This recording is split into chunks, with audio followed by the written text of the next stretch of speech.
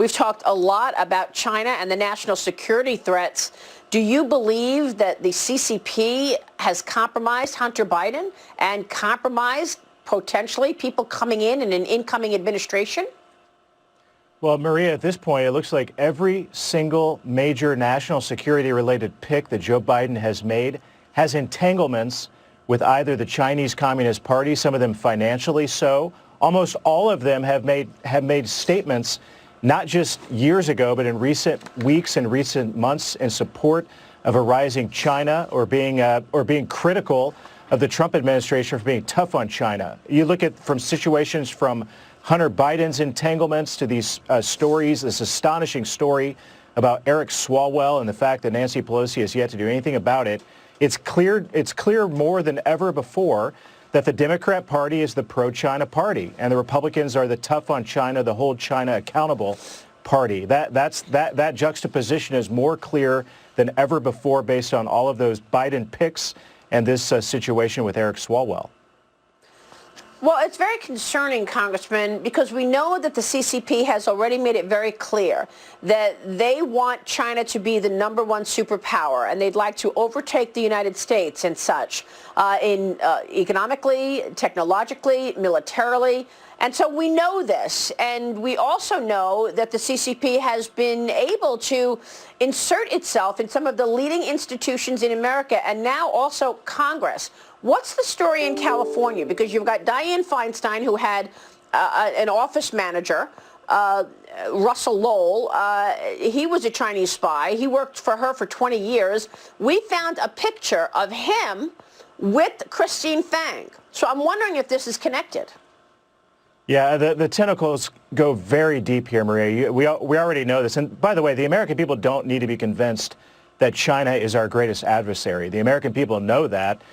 Every single public poll that has measured the public sentiment toward China, recognizing China as a threat economically and militarily, is off the charts. 85% of the American people, Republicans and Democrats, want their leaders in Washington to take this threat more seriously. But when you look at what's going on in California, especially the Bay Area, from Feinstein to Swalwell, there are a lot of reasons that I can only speculate why Nancy Pelosi has yet to do the right thing and put country over party and remove Eric Swalwell from the House Intelligence Committee. Either this story has so many layers and these tentacles are so embarrassing, maybe for her personally, or for more members of her party, or she needs Eric Swalwell's vote so badly in 10 days to be reelected Speaker of the House that she can't afford to alienate him and do the right thing and remove him from the committee. But overall, what this situation tells us is that the Democrat Party is not serious about China. They don't see China as a threat. They don't reflect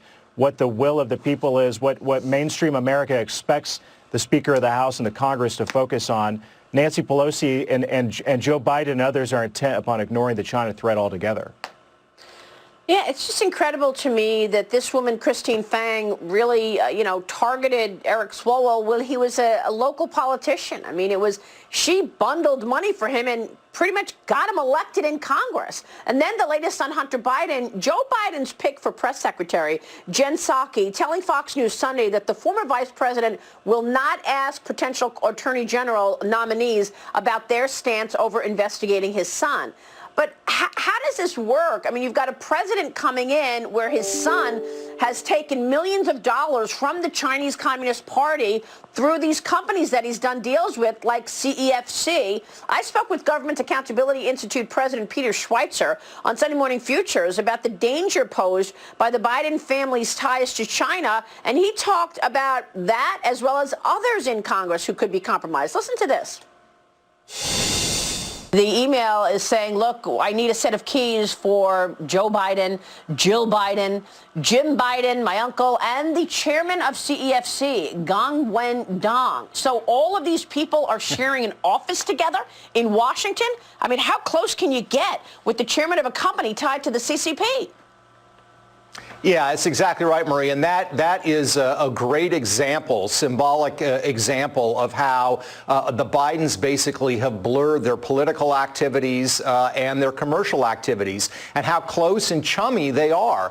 Some of the directors of that company have direct ties to President Xi. So this is not some random Chinese company on the fringes of Chinese political life. It's at the center of it. And this is the same entity upon which Joe Biden, you know, the so-called big guy, was going to get 10%.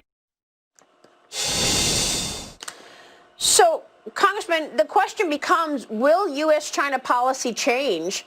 I mean, it's pretty clear the CCP wants to overtake America. Are they going to be able to do it sooner than later with favorable laws in this country? Yeah, Maria, this is what I lose sleep over every night at this point. I mean, these stories about Hunter Biden, as we all well know, sadly at this point were covered up during the election for a big reason. And this is the reason why. The more we learn about Hunter Biden, the more we learn about these entanglements, his financial interest in the Chinese Communist Party being coerced, even worse by CCP officials, and that these tentacles go all the way to his father, who he sold access to. This is a dangerous story, and it shows that we're going to see a complete 180 from the Trump administration, who was tough on China, to the pro-Democrat Party and the Biden administration, who will be the biggest friend of China that China has ever had in America. Well, that's obviously very concerning, Congressman. We'll be checking back with you regularly with a status check. Thanks very much for being here this morning. Thank you. Congressman Jim Banks joining us. Much more ahead this morning coming up.